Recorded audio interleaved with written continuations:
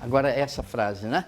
Os direitos, como os aviões, somente se mantêm em voo enquanto o motor continua funcionando. Os deveres são o combustível desse avião.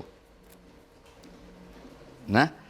A imagem do Marina. O Bobbio, né? Nesse debate em que ele promete e jura que se ele tivesse mais uns aninhos ele ia escrever um livro para equilibrar a Era dos Direitos, um livro que era a Era dos Deveres, e a argumentação está aí dentro para quem quiser olhar, não é? Ele diz, como fazer nascer o senso do dever onde ele falta? E a resposta, porque essa é uma entrevista nesse livro, né? Com a educação. Porque partimos do pressuposto de que o animal homem deve ser domesticado. O pressuposto é que não se nasce com consciência, não é? O ser humano não nasce com consciência. Há animais que acabam de nascer e saem correndo, andando, né? Não se pode falar de consciência, mas o nível de acabamento, vamos dizer, já está quase pronto. Ele nasce e já sai vivendo ali junto com os outros, não é? A dependência do ser humano em relação ao outro para poder sobreviver é total. Total, né? Se não houver o outro que cuide da gente, nenhum de nós sobreviveria, não é? A educação é principalmente texto do Bobbio, né? Do Norbert Bobbio. É principalmente a imposição de deveres e não a solicitação de direitos. A educação enquanto caminho para a construção da consciência. Evidentemente, a consciência significa o estado de autonomia, então o estado em que a gente faz as regras da gente. Ninguém precisa ficar de fora nos lembrando de quais são os nossos deveres, não é? Mas isso não é uma coisa que se nasce com, é uma coisa construída. Também do Bobbio, na entrevista, qual seria o primeiro dever? Ele diz, do cidadão é esse, do Estado é esse. O primeiro dever, o dever mais fundamental. Do cidadão, respeitar os outros, superar o egoísmo pessoal, dar-se conta de que você vive em meio aos outros, não é? Do Estado, o dever de buscar o bem comum e não o bem particular ou individual. Olha, isso que o Bobbio diz aí, o Charles Taylor, que é um filósofo canadense, não é?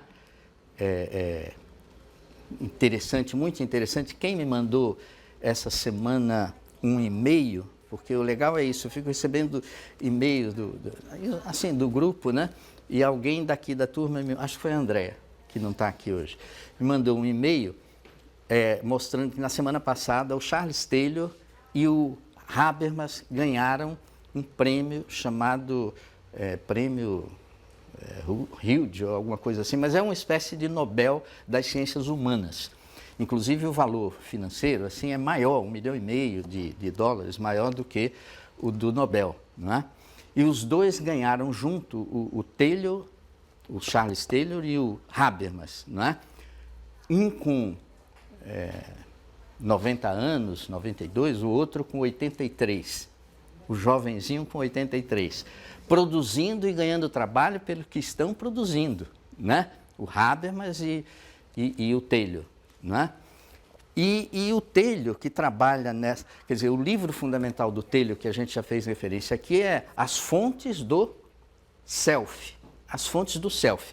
Self é da pessoa, né? Da formação da pessoa, né? My Self.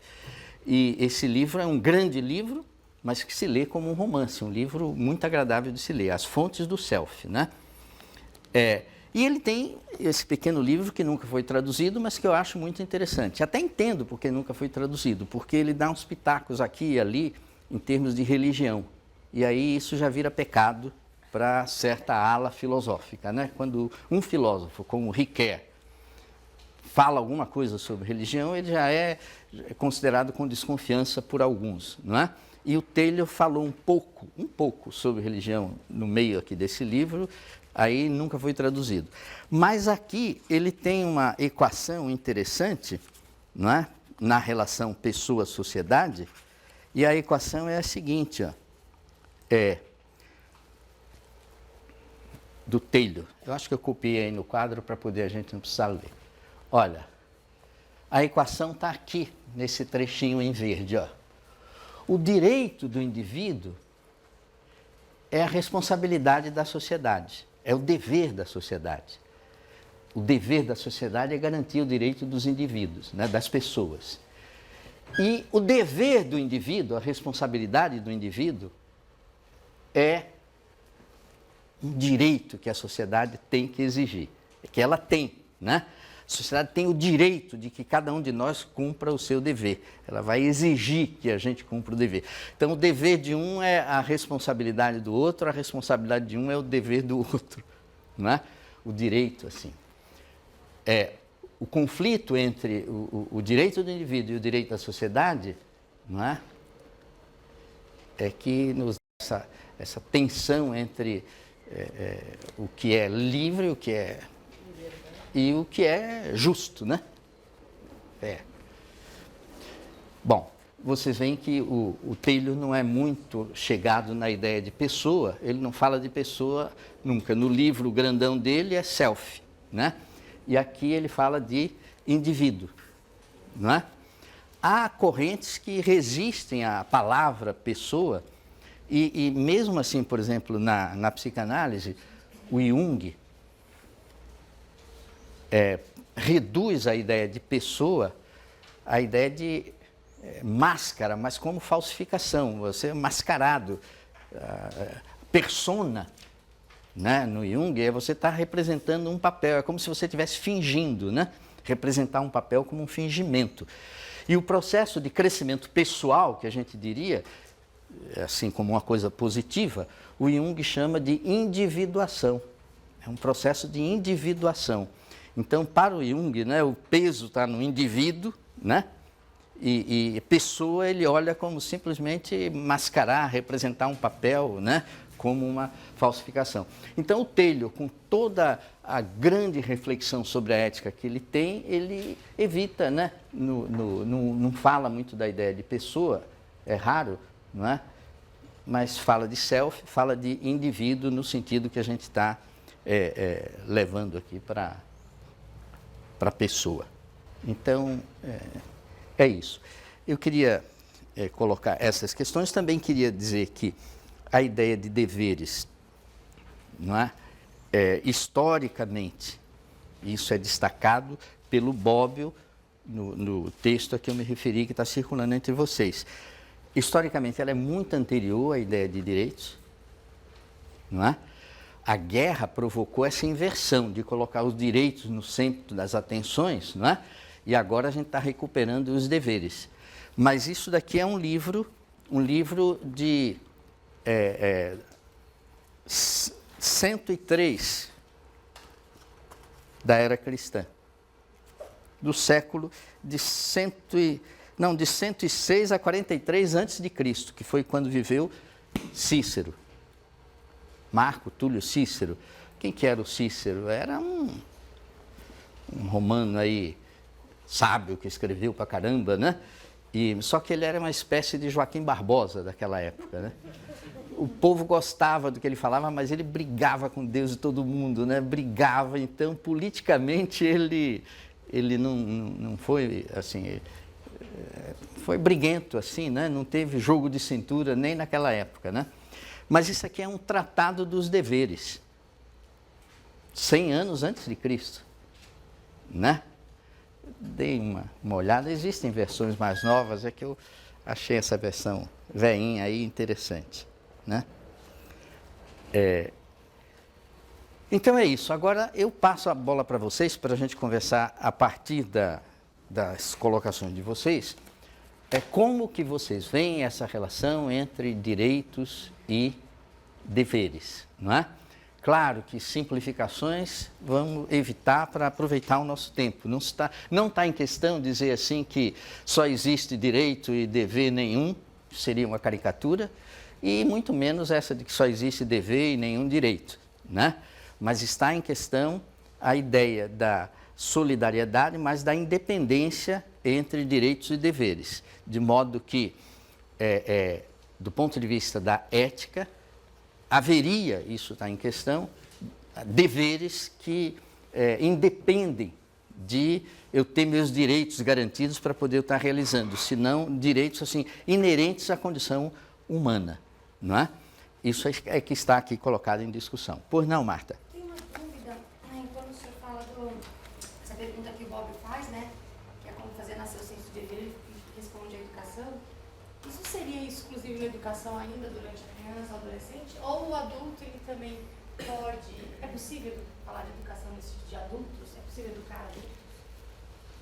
Sim. Agora, quando se fala de educação nesse sentido de construção da consciência, de condição de possibilidade da vida em sociedade num regime democrático, né, está se falando especificamente da educação básica. O que significa a educação básica em cada país, isso varia, não é? O número de anos de escolaridade, isso até é um dos indicadores que entram no cálculo do IDH, do Índice de Desenvolvimento Humano, né? O número de anos de escolaridade, para se considerar uma pessoa cumpriu a educação básica, tá certo? Você chama de educação básica alfabetizar e acabou, isso no IDH vai ter uma influência grande no cálculo para baixo, não é? Em geral, você vê 12, 13, 14 anos de obrigação da educação básica, né? Mas então, quando se põe como essa condição de possibilidade de uma vida num regime democrático e tudo, é a educação básica que a gente está se referindo. Agora, há uma perspectiva assim de educação permanente, de formação permanente, de educação continuada, mas aí isso escapa, não é para continuamente eu estar procurando atingir esse nível de consciência que garante a vida em sociedade, não é? Claro que a questão da perfectibilidade, ou do aperfeiçoamento, do crescimento permanente, que é o que se espera de uma pessoa, não é? Então, a formação continuada nesse sentido de aprender sempre, não é?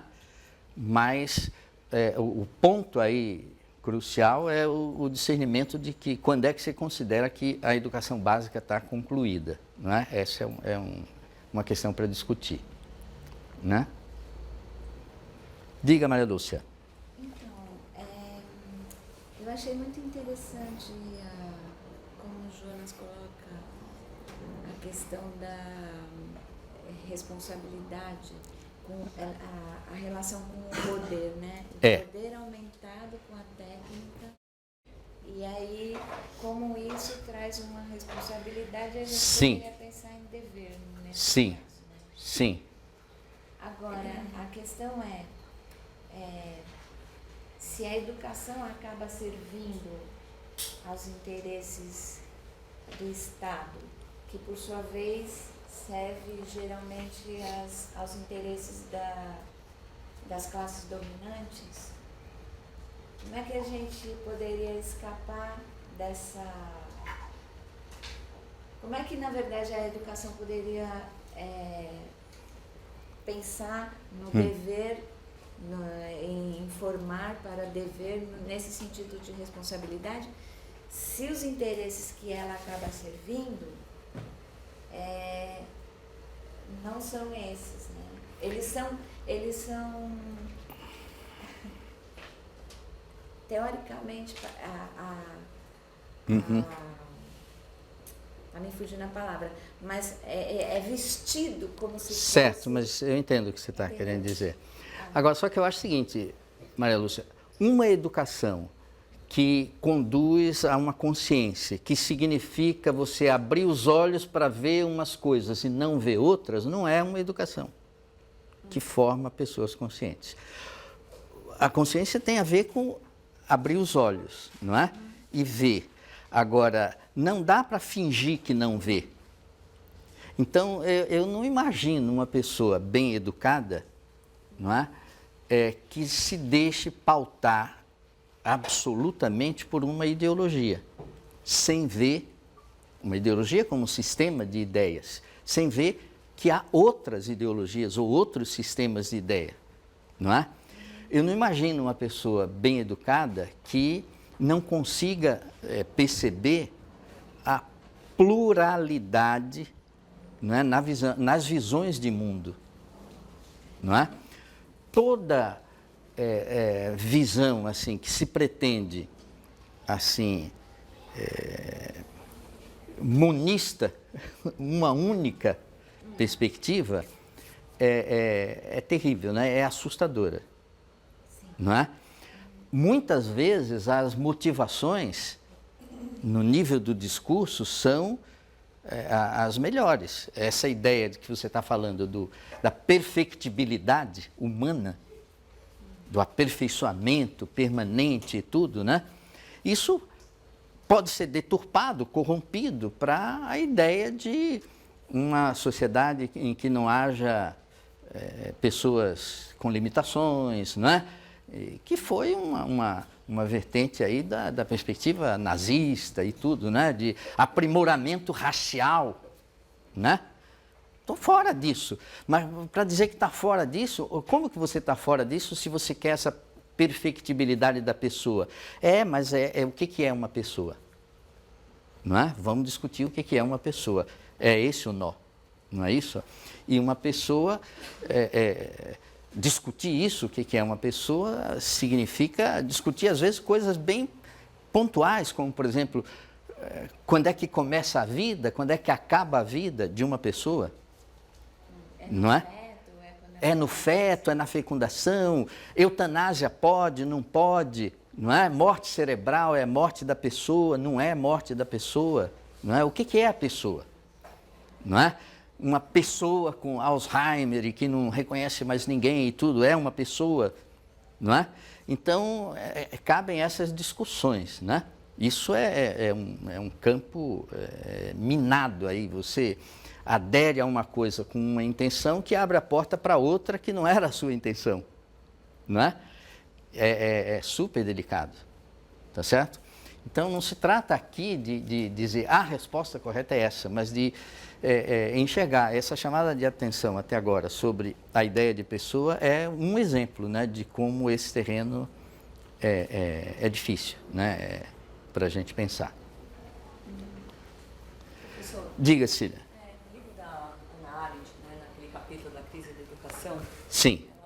O livro é Entre o Passado e o Futuro, e simplesmente o que está entre o passado e o futuro, o que é? O presente, né? É a vida.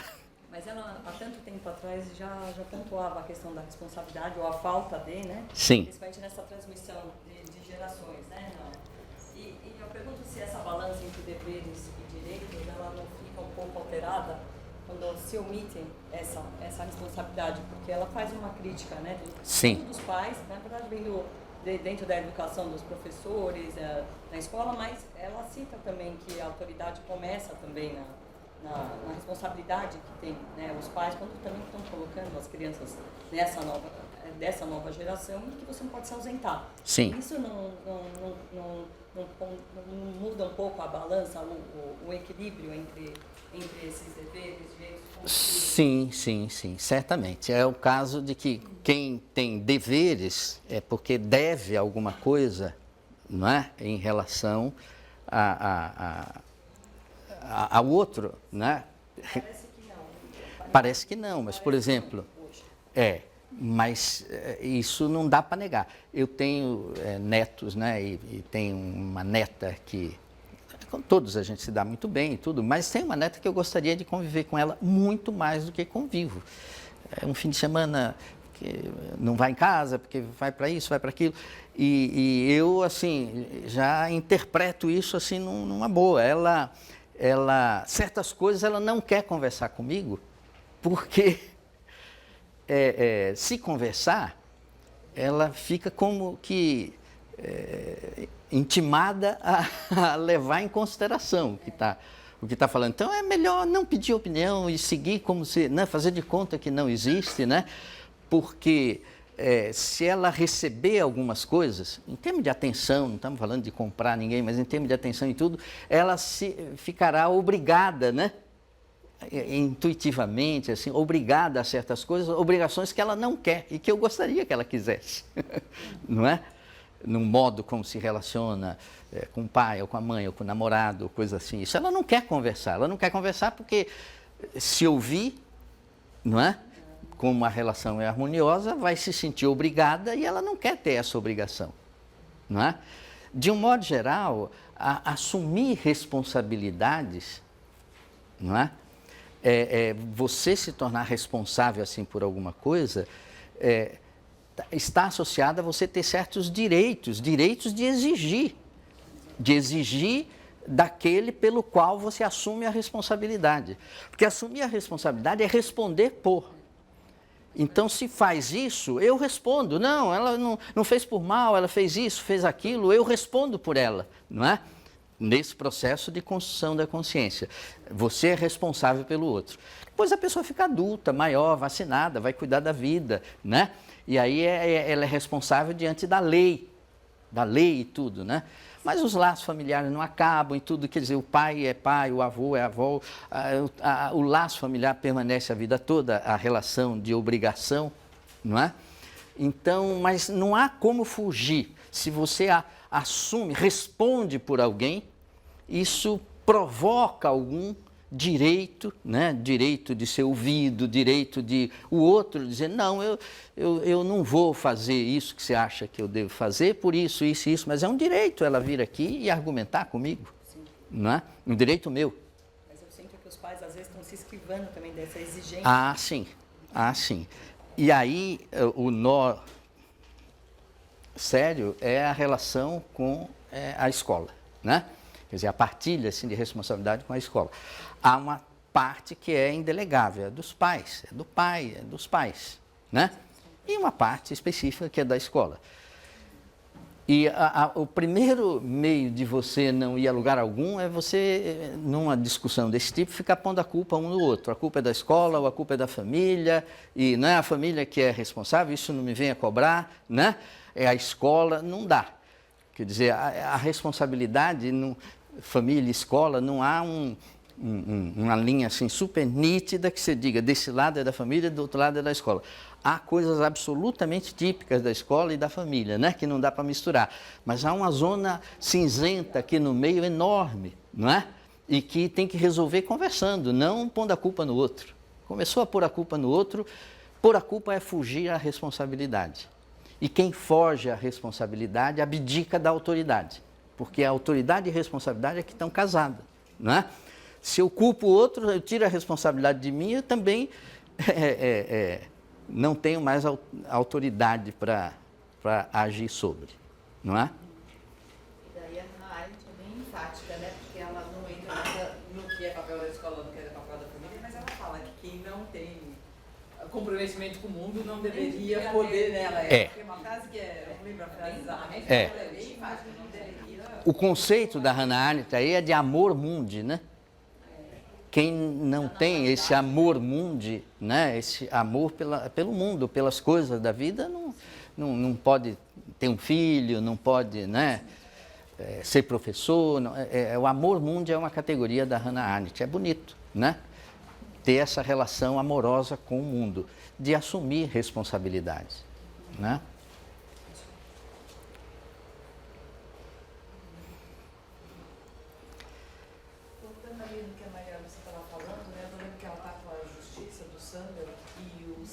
Fala que hoje em dia, no mundo contemporâneo, no comecinho do livro, que eu estava retomando essa semana, que hoje em dia as pessoas defendem muito a justiça pensando no bem-estar, né, pensando na prosperidade, mas que mesmo que as pessoas que usam isso como argumento acabam em algum momento se pautando na vida boa do Aristóteles, né, nessa responsabilidade, né, na questão do bem-estar, não da prosperidade, mas no sentido do Aristóteles da vida boa. E isso é interessante, porque ele coloca como essa prosperidade muitas vezes ficando um discurso que não é completo e que a pessoa precisa buscar esse outro lado, né? No começo do livro, Do Sandel, né? A justiça, né? O Aristóteles é o da Mônia, não é, Nilson? É, Ele fala É. de Caricómaco que ele fala do bem supremo, fala como uma atividade de virtude que vai para além de você. Ele fala que, o livro de Ética Nicômaco, ele fala que é impensável uma vida que se acumula de recursos materiais, enfim. Você precisa ir em busca de algo que transcende, que atribua algum tipo de significado existencial, que ele vai com essa perspectiva de você fazer algo que afete não somente a você, mas o meio e o entorno que você vive. Sim. E, no entanto, veja uma curiosidade, né? Isso que o Douglas está pegando e que é fundamental assim, nessa ideia de Aristóteles, da eudemônia, da felicidade, né? No entanto, quem pensou isso não achou, né? O Aristóteles, ao pensar isso, não achava absurda a ideia de escravo, né? A ideia da escravidão. A ideia de pessoa para ele era uma ideia muito mais estreita do que a nossa, né? Ele não usava, ele não falava da palavra pessoa, mas para Aristóteles a escravidão era um dado de realidade, né? Tranquilo, né? Vivia na Grécia, quase 60% da população era escravo, isso era um dado assim de realidade, né? Agora você vê o crescimento da ideia de pessoa, o germe assim, o núcleo importante é a ideia de cidadania, né? Com a Revolução Francesa e a Declaração de Direitos do Cidadão, né?